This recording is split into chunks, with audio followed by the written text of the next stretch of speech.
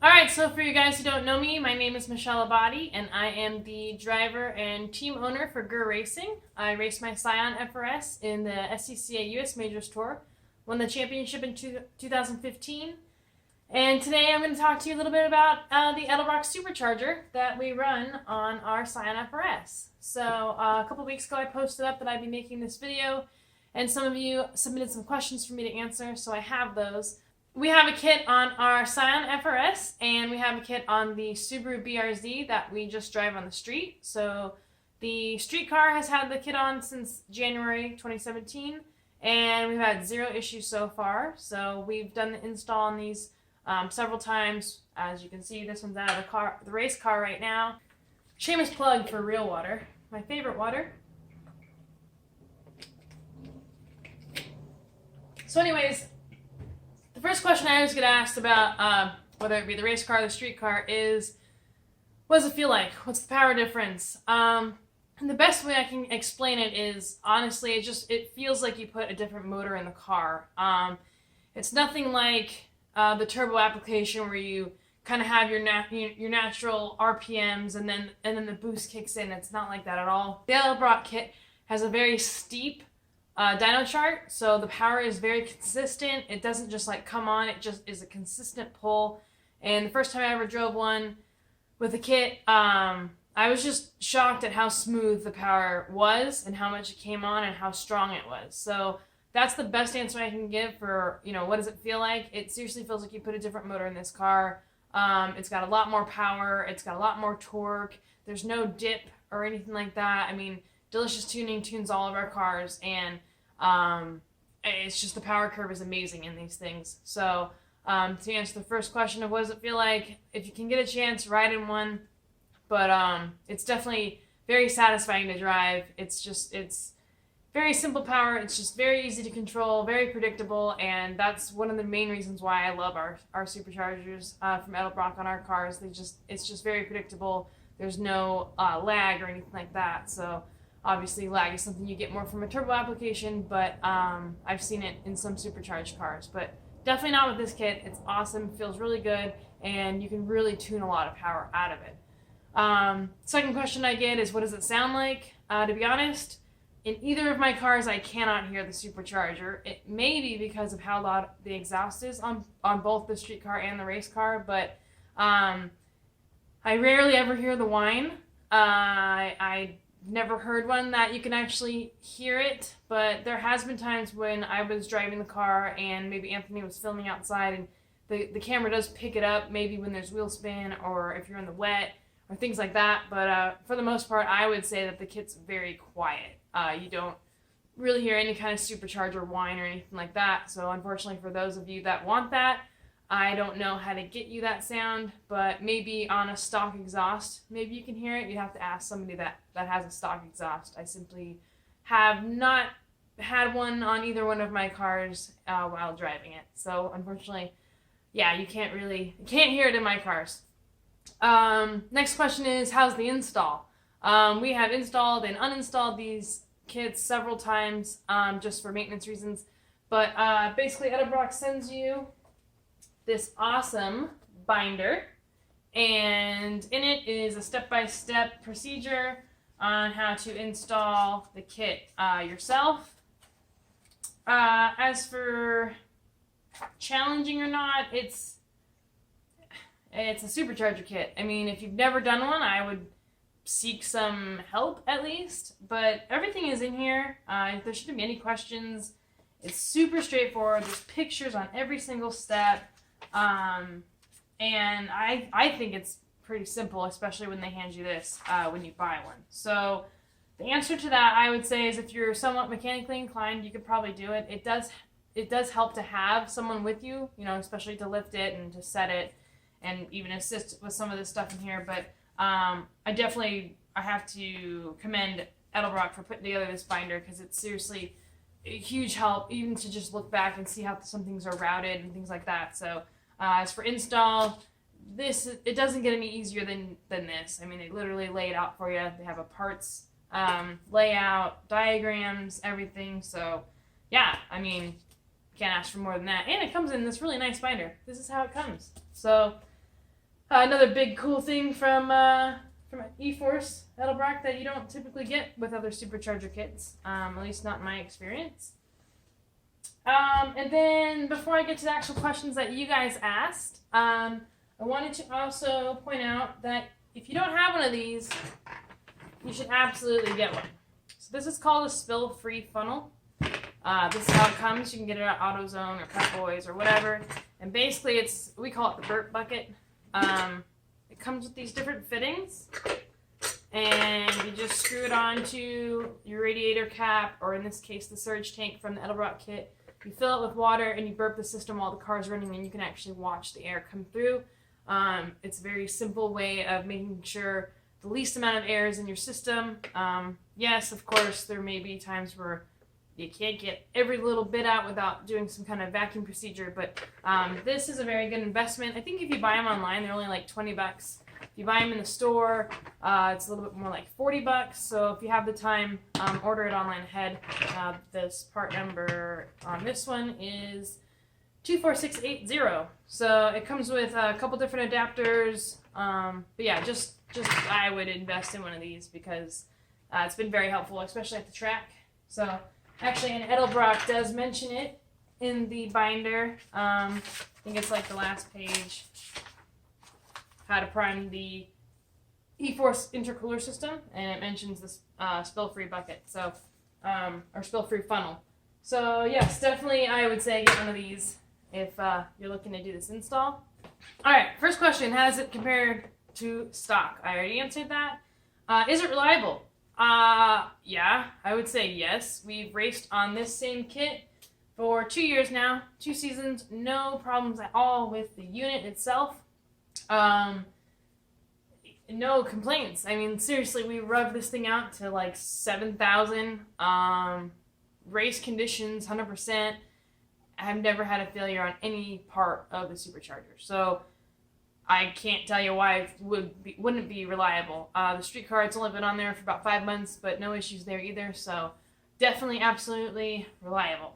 I was asked, are both cars on the same tune? No, they are not. The SCCA doesn't allow E85, so the street car is actually a full flex fuel tune from Delicious Tuning. 91, E85, whatever. You can mix whatever you want in it. As for the race car, we do have another tune like that, but being as the motors are different and the application's different, it's not the same tune. So there's the answer to that. What other engine mods? So funny story, our engine, which is right behind me here, is fully stock, and that's how we raced on it. Full internals are stock. We did nothing but put the bolt-on supercharger, put on a set of headers, Ace headers, the best. And that was it. Oh, we added a oil cooler. We added, we changed the radiator and things like that, but nothing internal on the motor was changed. It's a stock motor, so pretty cool to know that it's survived for 2 seasons on the stock motor. Someone asked for dyno numbers.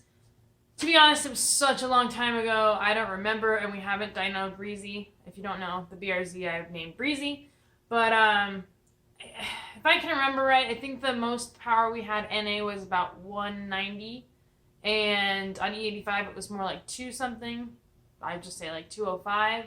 And then with the supercharger, I think we made like on E85, I think it was like 330 or something like that. So I don't like dyno numbers because they can be manipulated and every car is different. So with that being said, our race car stock only had 165, the very first base dyno. So yeah, I mean, I don't know how helpful that is, but that's somewhat of the answer to your question.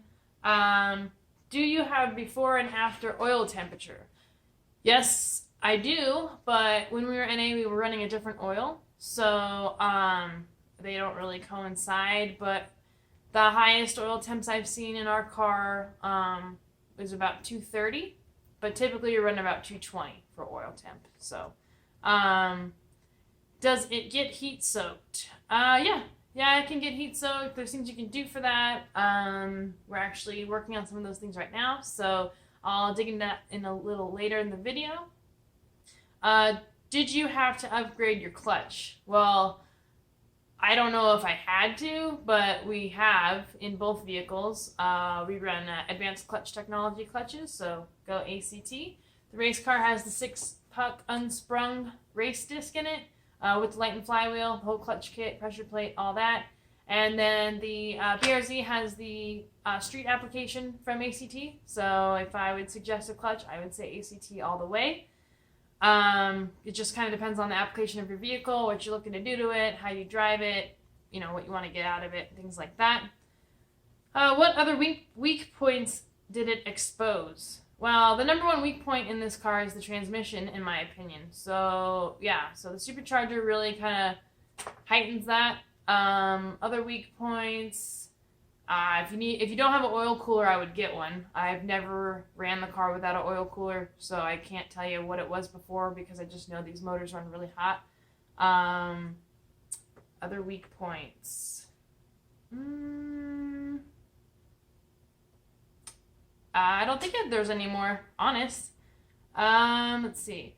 What tires did you run before it? What do you run now? Actually, we're running on the same tires as we always have.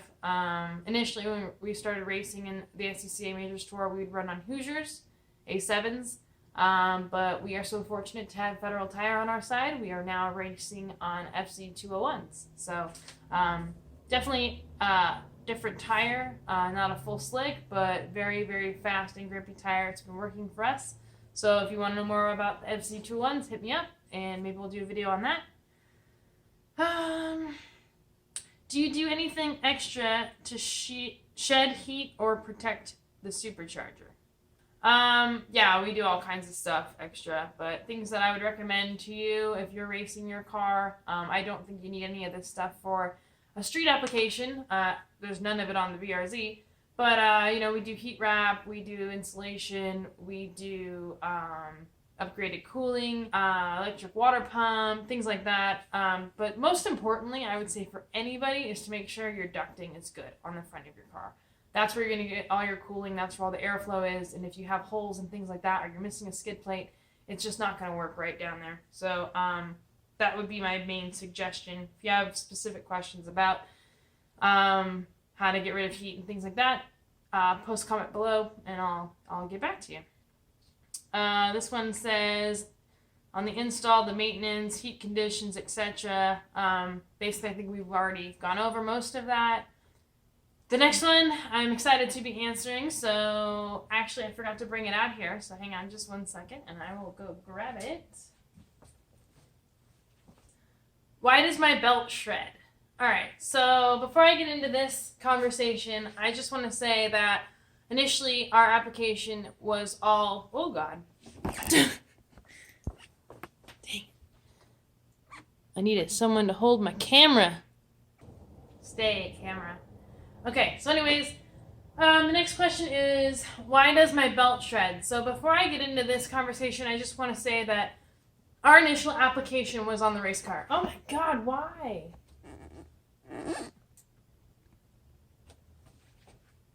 Stay. Okay, once again, our initial application with the supercharger was on the race car. So 100% race conditions, high RPMs, boost. I mean, obviously you're going to have boost on a street car, but like this is all on the ragged edge racing stuff. So we also had shredded a belt, and what we found through our testing and just the data we had was the gator style belt, the gator back belt that you get with the supercharger wasn't really working for us. I will say it is working just fine on the BRZ, and the BRZ we only drive on the street. I did drift in it, the one event that if you didn't see it, check out the video with Kelsey. But anyways, yeah, in a racing application, we weren't really feeling that the gator belt was the best application. So with that being said, we started using a Gates belt, a 6-rib Gates belt, and this prolonged the use of the belt by far beyond what the gator belt was doing for us. So I can only speak from my experiences, but once we switched to the 6-rib Gates belt, I mean, it was awesome. Also, we went to a little bit shorter of a belt. I think since we initially got our kit from Edelbrock, they may have changed the size of the belt because the new belt that we got with the Edelbrock kit for the BRZ has had no issues. It's still a gator belt, I can show you, and we've had no issues. So basically, I guess it's, from what we experienced, it's something to do with the size. The older kits maybe came with a little bit longer of a belt. They might not have. I don't know for sure. I'm just stating from experience. So anyways, yeah. So we used a 6-rib belt from Gates, and we had raced on it. We do keep extras just in case, because most of the time one of your pulleys is misaligned, and there's a special tool you can use with a laser to show you how those are aligned. Also, we found out the JDM bracket for the AC delete is not exactly 100% straight, so that was contributing to the issue. It really sometimes isn't because of the supercharger. It may be because of your pulleys. If your pulleys don't have walls, that can kind of fall off. So I know there's pulley upgrade kits, some that have walls, some that don't. Some, I think all the OEM ones have walls, but you definitely want to have walls where you can. And I would suggest switching to a ribbed belt. Now, we were using just a regular Gates ribbed belt. I think it was like KO988 or something like that. But recently, I contacted Gates, and I'm really excited to announce they have a new belt line called the RPM Racing Performance Muscle. And we've just been sent this belt. I'm super excited to try it out. But it's actually made of different materials. It's got like Kevlar in it, things they use for bulletproof vests, really awesome stuff. So if you're having issues with your belt that comes with the kit, I would definitely check out RPM Gates RPM Micro V belt. We're going to use this K060990 number, but I can only imagine this is going to work so awesome for us, because this is meant for boosted applications. It's meant for high heat. It's meant for all of that. This is not going to expand like a basic, serpentine belt will. This is meant for racing, for power, for everything. So super huge shout out to Gates for sending us this our way, trying to give it, put it to the test, get some data for them, see how it performs in comparison to what we've had in the past. And yeah, so hopefully that'll fix your guys' issues if you are shredding belts. I don't know how much power you're pushing. I know what we are pushing. I know what we do with our application. And honestly, I wouldn't go back to a gator belt on the race car. That being said, BRZ still has a gator belt. I'm looking at it right now, and it's fine. But depends on your application and what you do. If you have more questions about that, post a comment below. All right, 2 more questions. How much weight does it add? Do you notice any extra weight over the front end? So I think it's about 80 pounds, 75, 80 pounds that's added to the nose of the car. On the race car, we just dialed that out through having our fuel cell in the rear of the car and also corner balancing the car. So for me, I really didn't mind the extra weight. We kind of tuned for it. When the gas tank gets empty, sometimes I can, it's exaggerated a little bit more. But for the most part, it's not really a big deal. I mean, the car doesn't understeer, unless there's something wrong with it. But we tune our car to every track. Their alignment specs are different. All of our settings can change. It depends on the weather, depends on the temperature. I mean, all of these things, your tires, it's tire pressures. It's just a million things that you can adjust. So basically, I would have to say I would definitely choose having a supercharger, even though it added weight to the nose of the car. Going from an NA motor, I'm assuming you forged your internals, but my question is, what compression ratio did you end up with? So, if you go to the earlier question, no, we didn't change anything in our motor, basically because of budget. Couldn't afford to build anything when we first got the supercharger put on the car. So, it was kind of cool, though, because we are testing the limits of the stock motor, and I'm very impressed with the motor itself, how well it holds the power and everything like that. So hopefully that answers that question. And then I know I said I would get back to one of them. Oh, the heat soaked. Yes. So Yeah, I kind of answered this already, but we experienced high intake air temps, but we found out it was actually from the ducting in our car. We had thought we added something that actually hurt us. So by taking a shroud away that we had made, we got more airflow to the heat exchanger, which then, of course, cooled the intake air temps. And we're still working on a few things to cool the motor down. I mentioned an electric water pump. We will be doing that. It has not been installed yet, but we do have it. Thank you to Marty at 3P Connect. And yeah, so we will give you an update on that, but that's part of the reason why this motor's out of the race car, so we can fine tune it a bit, clean it up, and get it ready for some exciting stuff that's coming up. Hopefully I answered some of your questions. If you've got more, like I keep saying, post a comment, hit me up, let me know what you want answered, and I'll do my best to do it. As for right now, I think that's it. Thanks for watching. Please subscribe, share my videos. Trying to build my YouTube channel and trying to make it easier for me to reach all of you guys with all of your questions. So thanks for all the support as always, and we'll see you at the next race or event. And stay tuned for some more really cool videos to be dropped. All right, see you guys.